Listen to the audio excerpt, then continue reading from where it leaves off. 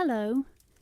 Welcome to today's story about what life was really like in the Stone Ages, where we will uncover the daily struggles, triumphs and innovations of our earliest ancestors, from the Ice Age hunters to the first farmers and traders. But before we begin, I would really appreciate it if you would be so kind to leave me a comment telling me where in the world you are tuning in from and what time it is for you now.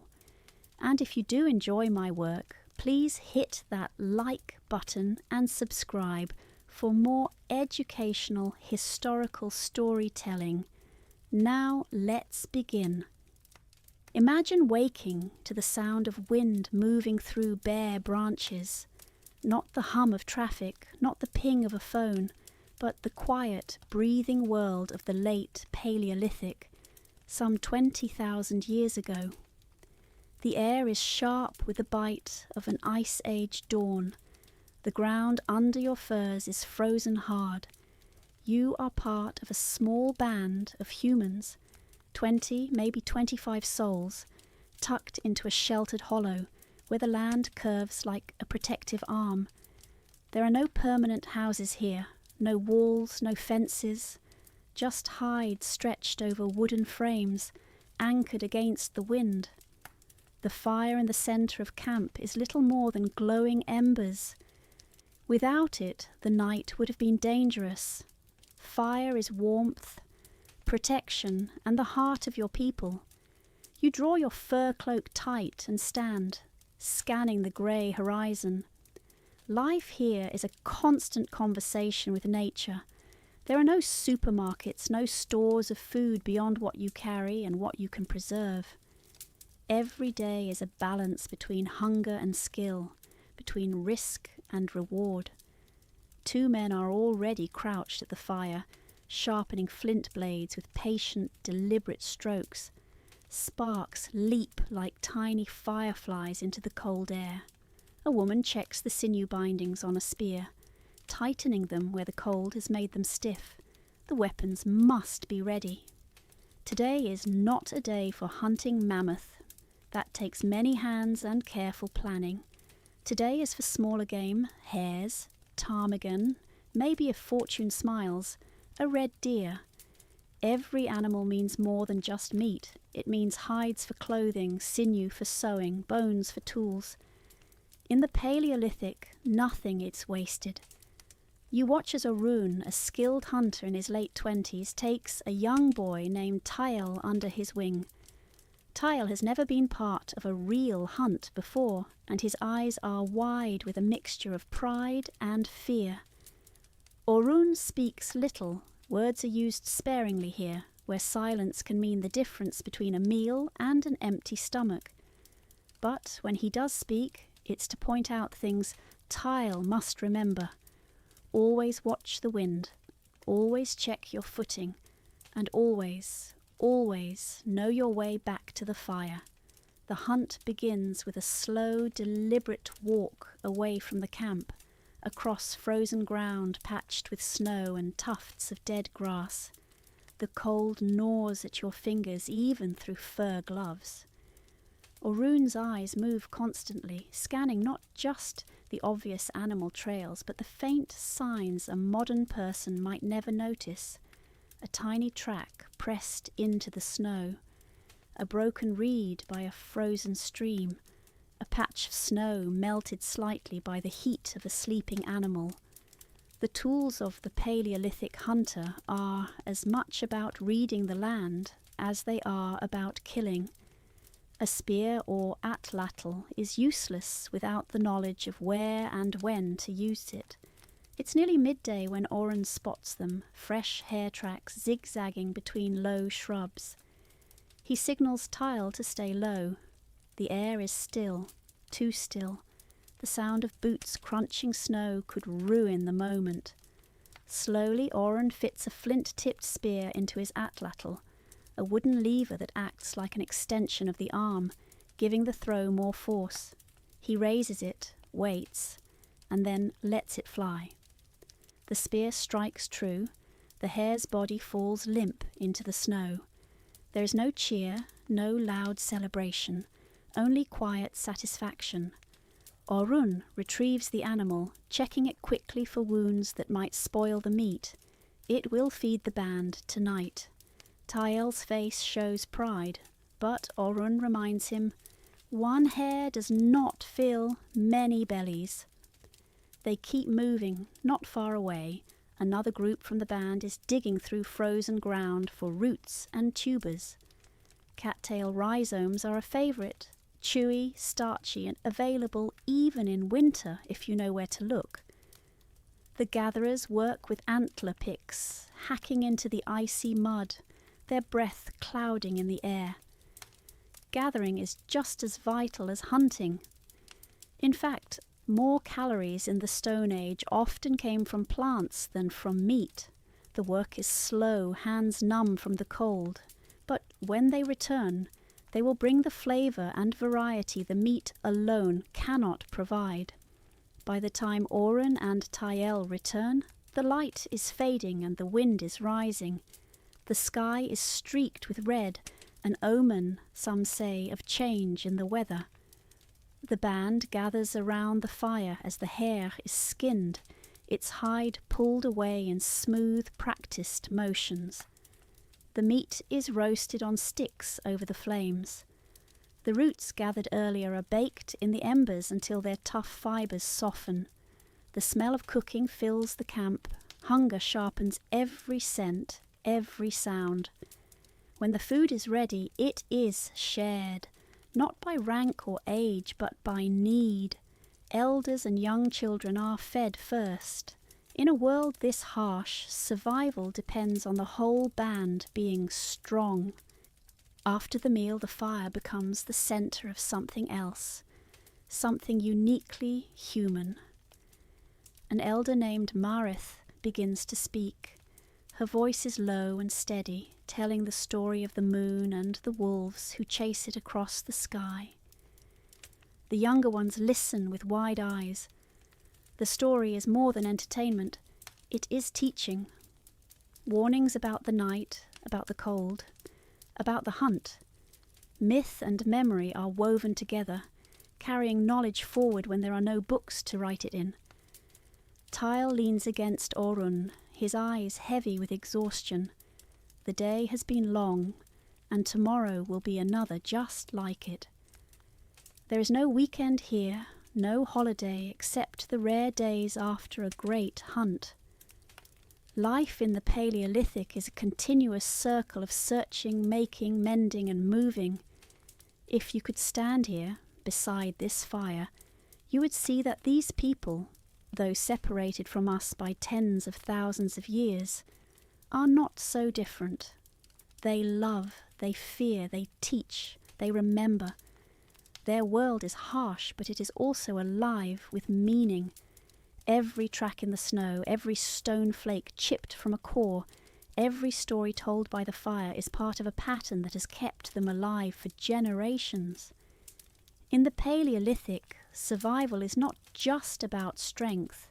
It is about knowledge, cooperation, and respect for the land that sustains you.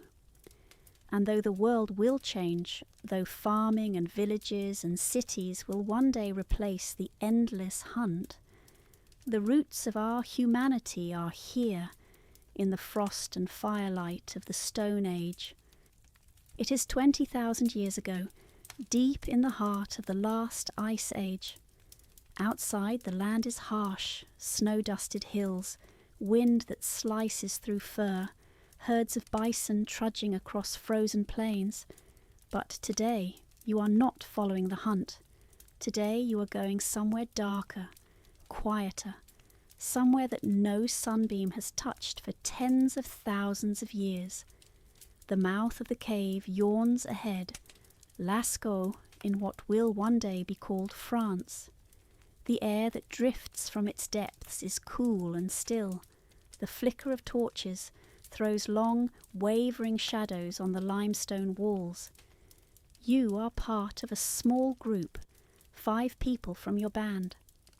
Among them is a teenage girl named Sina, carrying a pouch made from an animal bladder, filled with fine red ochre powder. Her uncle walks beside her, balancing a torch in one hand and a flat stone in the other, where lumps of charcoal sit ready to be ground.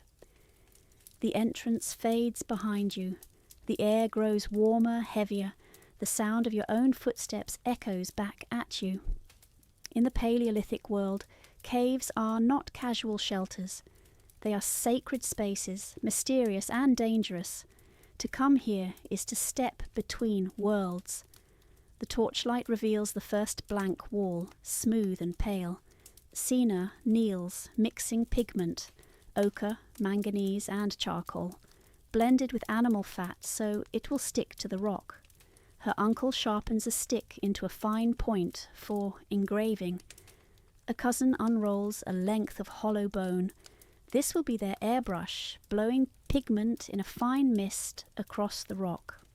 Someone else grinds ochre between stones, releasing the earthy metallic scent that fills the chamber.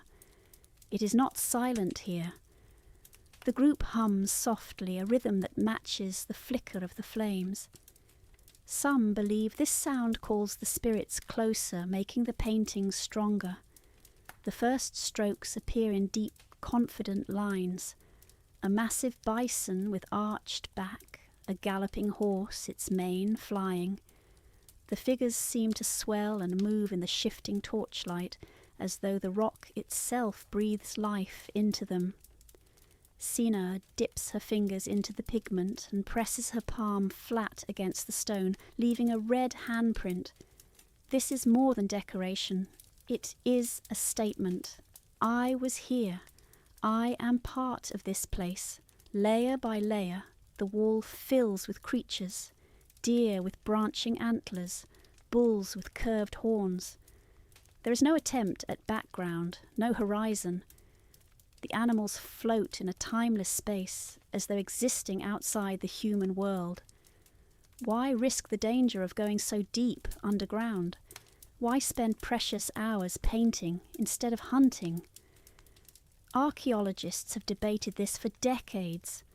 Some believe the paintings are part of hunting magic, that by capturing the likeness of an animal, the hunters could capture its spirit and ensure success. Others think they are records telling future generations about the herds that roamed these lands. And there is another possibility, that art was simply art, a human impulse to create, to express beauty, to leave something of ourselves behind. What we know for certain is that these images were important enough to be painted with care and skill that rival anything seen until thousands of years later. The pigments have lasted because the artists prepared them to last, sealing their colours into the stone. Not all Stone Age art was on cave walls. Across Europe, small figurines have been found, sculptures of women with wide hips, full bellies and rounded breasts. The most famous, the Venus of Willendorf, is no taller than a man's thumb. Were these charms for fertility, symbols of a mother goddess, or simply idealized portraits? We cannot be sure, but they appear again and again across thousands of miles, suggesting that people in the Stone Age shared ideas, beliefs and symbols in ways we are only beginning to understand. Back in the cave, the torchlight dances over the painted animals. As the flames move, the bison seem to run. The horses seem to toss their heads. It is as if the paintings were made to be seen in motion, in this exact kind of light. The acoustics in certain chambers are remarkable. Clapping or chanting produces a deep echo. Some researchers believe the placement of paintings corresponds to these acoustic hotspots, suggesting the art may have been part of a performance, with sound and light combining to create an otherworldly experience. Imagine it, shadows of animals galloping along the walls, the sound of drums echoing like the thud of hooves, voices rising in unison. In that moment, the line between the human and the animal, the living and the spirit world, disappears. When the work is done, the artists gather their tools, ochre-stained stones, charcoal lumps, hollow bones, and begin the long walk back toward daylight. The air grows cooler, fresher. The flicker of the outside sun replaces the glow of torches. Sina looks back one last time at the painted wall. She knows the animals will outlast her. They may even outlast her children's children's children. In a world where life is short and uncertain, the cave is a place where something endures.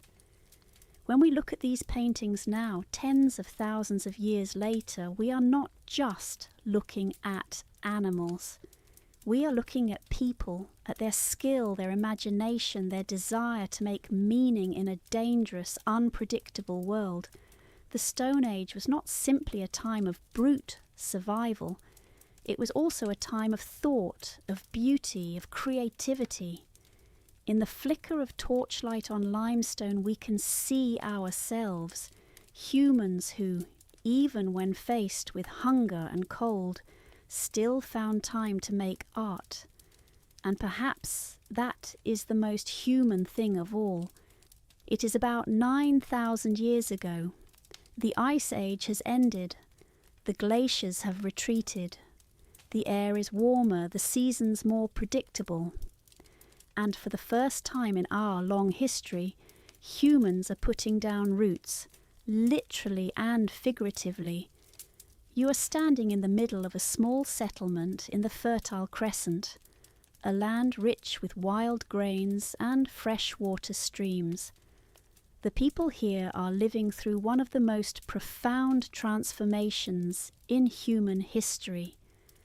The shift from a life of wandering hunter-gatherers to farmers, herders and villagers. Our guide is a woman named Isha. She is in her mid-30s, a respected age in a time when many do not live past 40. Her home is a mud brick rectangle with a flat roof, shared with her husband, 2 children and a grandmother who remembers the days before farming began. The house is one of about a dozen, built close together, walls touching in some places. Narrow paths wind between them, leading to fields beyond. The smell of smoke from small hearth fires hangs in the air, mingled with the earthy scent of freshly turned soil. At first light, Isha leaves the village carrying a flint-bladed sickle. In the fields, rows of emmer wheat and barley sway in the breeze. Farming here is still new, and the people treat it with a mixture of pride and caution. Isha kneels, slicing the stalks close to the ground. The sickle is set with sharp flakes of flint, bound into a wooden handle with sticky bitumen. Each cut is quick and precise, waste nothing. The harvested grain will be dried, threshed, and stored in clay bins inside her home, safe from rodents and damp. She is not alone. Other women and older children work nearby, chatting softly as they gather the crop. Men, too, are in the fields, but some are tending to the village's small herd of goats, creatures that have been tamed to provide milk, meat, and hides. Everything about this way of life is different from the Paleolithic world of constant movement. Tools are more specialized, polished stone axes for felling small trees, grinding stones for turning grain into flour, pottery vessels for cooking, storing, and even fermenting food. Pottery is especially valuable. Before, food was carried in skins or woven baskets, but clay, shaped and fired in open kilns, keeps grain dry and rodents out. It also allows for cooking stews and soups, softening tough grains and making meals more varied. Life in the first villages is measured not by daily hunts, but by the turning of the seasons, planting, tending, harvesting, storing. But this stability comes with new problems. Living close to animals brings fleas and disease. Grain-heavy diets cause tooth decay, and when crops fail due to drought, pests or floods, the whole village suffers. In the Paleolithic, a bad season meant moving on. Here, moving isn't so easy. Conflicts also arise over land. Whose field is whose? Who gets water from the stream first? In a world of permanent homes, arguments can't be settled by simply walking away. The seeds of social hierarchy are planted alongside the wheat. Some families have bigger storage jars, more livestock, better tools, and they are starting to matter more in decisions. Still, life here is far from bleak. The Neolithic village is a place of cooperation and shared purpose. When the harvest is good, the people feast together. On such evenings, bread is baked on flat stones over the fire. Barley is fermented into a thick, yeasty beer. Music rises from bone flutes and stretched skin drums. Children chase each other between the houses, their laughter mixing with the rhythm of the drums. Isha's grandmother sits near the fire, telling stories of her youth, of roaming the hills and following herds of gazelle, of sleeping under the stars. The children listen wide-eyed, the way Paleolithic children once listened to tales of the hunt. But for them, the wild roaming life is already a story from another time. Even here, in this small village, the people are not isolated. Traders pass through with obsidian from faraway mountains, its glassy black surface perfect for sharp blades. In return, they take baskets of grain, dried figs, and goat skins. These exchanges carry more than goods, they carry ideas. A new style of pottery, a different method of grinding grain, even new songs can arrive from hundreds of miles away. Bit by bit, the world is shrinking, not through speed, but through connection. As the sun sinks, Isha returns home, her arms full of wheat stalks. She sits by the hearth, grinding grain on a flat stone with rhythmic, steady pressure. The flour will be mixed with water into dough, baked into flatbreads for tomorrow's meal. Outside, the goats are penned for the night. Smoke curls into the cool evening air. The fields beyond the village glow gold in the fading light. This is the Neolithic world, a place where people have traded the uncertainty of the hunt for the certainty of soil, where the year is planned in cycles of planting and harvest. It is a life of stability, but also one that demands constant work and careful management. The Neolithic revolution is not just a change in tools or diet. It is the beginning of everything that will follow. Villages will grow into towns, towns into cities. Fields will give rise to kingdoms. Pottery will lead to writing.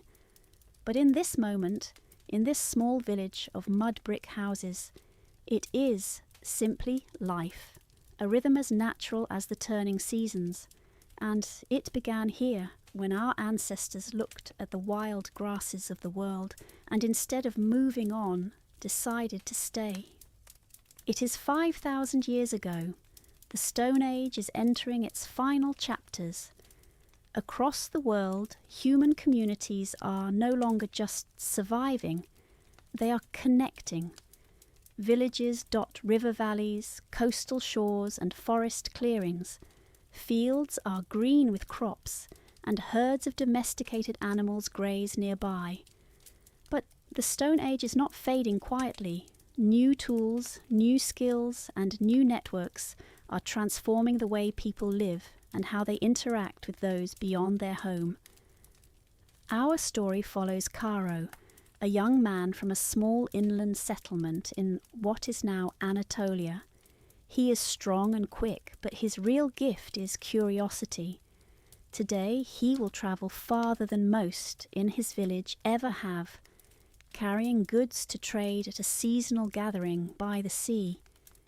His pack is heavy with polished stone axes, prized for their sharpness and durability. These are not crude chipped flints like those of the distant past. They have been shaped and smoothed for hours against grinding stones, their edges gleaming in the sunlight. Caro sets out at dawn, following a dirt path worn smooth by generations of travellers. Along the way he passes fields of barley ready for harvest and a group of women using quern stones to grind grain into flour. Children carry water in clay jars, their narrow necks shaped for easy handling. The technology of the late Stone Age is everywhere. Fishing nets woven from plant fibres drying in the sun, dugout canoes waiting on the riverbank, pottery decorated with swirling patterns both practical and beautiful. Caro himself carries a bone needle in a small pouch, a gift from his mother. In a time without writing, tools and patterns serve as both memory and identity. By late afternoon, the salty smell of the sea reaches him. Soon he hears voices, dozens of them, blending into the hum of a marketplace. The gathering is held where a river meets the sea, a place accessible by boat and by foot. People from inland villages have brought grain, hides, and obsidian. Coastal groups display baskets of shellfish, dried fish, and carved ornaments made from shells and bone. There is no money here. Exchange is made in goods, weighed by need and value. A polished axe might be worth several baskets of dried fish. A bundle of obsidian flakes might trade for a warm sheepskin. Every trade is a conversation sealed with trust, or at least with the knowledge that you might meet again next year. The gathering is not just about resources, it is about relationships. Here, strangers become acquaintances, and acquaintances become allies. Marriages are arranged between distant villages, strengthening bonds and preventing conflict. Caro notices new designs on pottery, spirals and zigzags he has never seen before. A coastal fisherman shows him a hook carved from bone that is barbed on both sides for better catches. In return, Caro demonstrates how to fit a stone axe head more securely with sinew and pitch. In this way, technology spreads, not through armies or empires, but through the hands of travellers, traders, and storytellers. As night falls, the trade slows and the feast begins. A great fire is built, and food is shared freely. Someone roasts fish wrapped in leaves. Another stirs a pot of grain and herbs over the coals. Children play in the sand while elders sit in a circle discussing the past year's events, droughts, floods, and the health of herds. This is diplomacy, Stone Age style. By sharing a meal, disputes are eased and promises renewed.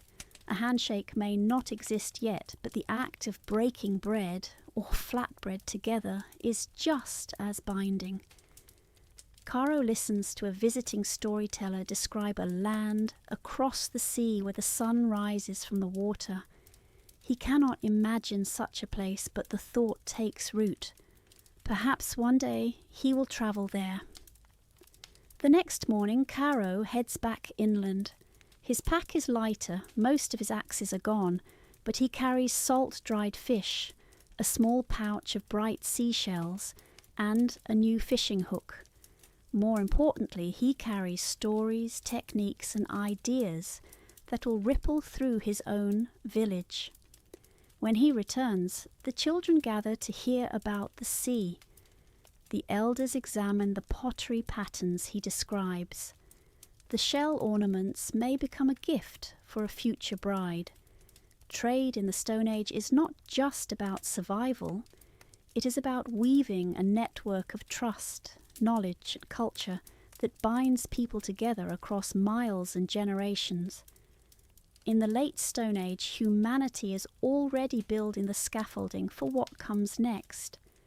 These tools and trade networks will support the rise of the Bronze Age, when metals will reshape everything. The seasonal gatherings will become markets, and markets will grow into cities.